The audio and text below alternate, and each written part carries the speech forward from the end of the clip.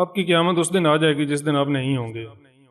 مسلمان وہ جو ہندو کی نگاہ میں مسلمان ہے، منافق وہ ہے جو اسلام سے محبت کرے اور مسلمان سے نفرت۔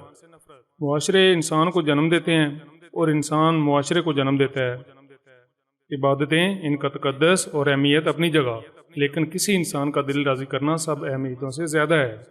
اگر غریب فاقے سے مارا ہے تو امیر یقیناً بدعزمی سے مرے گا۔ مغرب کے ساتھ اس وقت مقابلہ کرو جب آپ مشرق بن جاؤ۔ قبر اس وقفے کا نام ہے جو مرنے اور اٹھانے کے درمیان ہے۔ یہ وقفہ ہے، مقام نہیں۔ انسان سے محبت وہی کر سکتا ہے جس پر خدا کی مہربانی ہو۔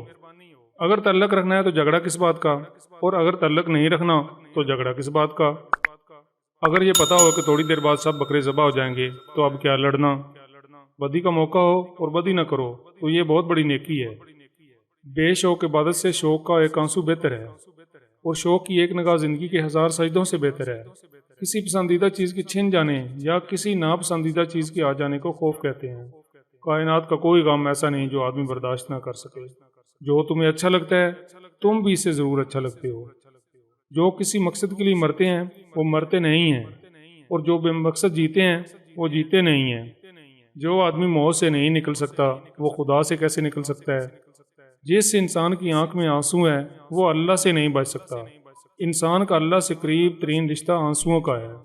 آدمی مر جاتا ہے لیکن زندگی پھر بھی زندہ رہتی ہے۔ یہ کیا راز ہے؟ سکون آپ کے علاوہ جگہ کا نام نہیں ہے، اسی جگہ کے اندر خوش ہونے کا نام ہے۔ دین سے اس طرح محبت کرو جس طرح دنیا دار دنیا سے محبت کرتا ہے۔ حق کیا ہے؟ استعداد کے مطابق حاصل۔ احسان کیا ہے؟ حق سے زیادہ حاصل۔ محرومی کیا ہے؟ حق سے کم حاصل۔ ایسا رزق جس میں زیادہ محنت نہ کرنا پڑے اور جو حرام بھی نہ ہو وہ رزق کریم کہلاتا ہے۔ گناہ ہر وہ عمل ہے جو تمہارے لیے نقصان دہ ہے۔ ہر دن کی قیمت ہر روز شام ہو جاتی ہے۔ جھوٹے معاشرے میں عزت کے نام سے مشہور ہونے والا آدمی دراصل ذلت میں ہے۔ زندہ رہنا چاہو تو موت قیامت ہے، اور مرنا چاہو تو زندگی قیامت ہے۔ دنیا دار کے لیے جہاں صبر کا حکم ہے وہاں اللہ کے بندوں کو شکر کرنے کا حکم ہے۔ جب آنکھ کے اندر دل آ جائے تو دل میں آنکھ پیدا ہو جاتی ہے۔ غصہ ایسا شیر ہے جو تمہارے مستقبل کو بکرا بنا کر کھا جاتا ہے۔ اینٹ کا اینٹ سے ربط ختم ہو جائے تو دیواریں اپنے بوجھ سے گرنا شروع ہو جاتی ہیں۔ غم کتنا ہی سنگین ہو، نیند سے پہلے تک۔ آنسو قرب کا ثبوت ہے۔ جب روح کا روح سے وصال ہوتا ہے تو آپ کو آنسو آ جاتے ہیں۔ اگر تذبذب کو تسلیم میں داخل کر دو تو موت سے پہلے مرنے کی بات سمجھ آ جائے گی۔ استعداد سے زیادہ کی تمنا ہلاکت ہے، اور استعداد سے کم کی خواہش آسودگی ہے۔ اپنی ہستی سے زیادہ اپنا نام نہ پھیلاؤ، نہیں تو پریشان ہو جاؤ گے۔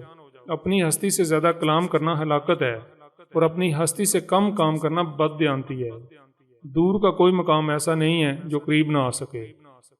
آج کل مفاد پرست کے پاس اپنے مفاد کا تحفظ سیاست کے علاوہ اور کوئی نہیں۔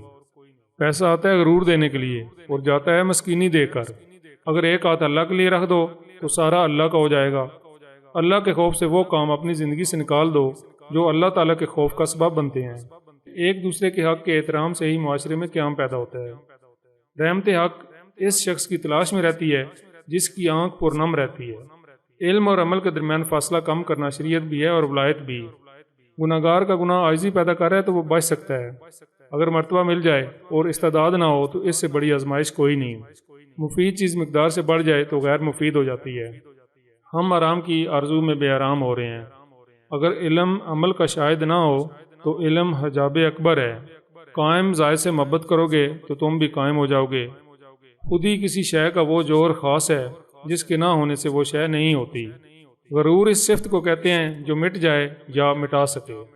سخی تب سخاوت کر سکے گا جب سائل بھی موجود ہو۔ جو شخص کہتا ہے میں کل خوش ہو جاؤں گا وہ خوش نہیں ہوگا۔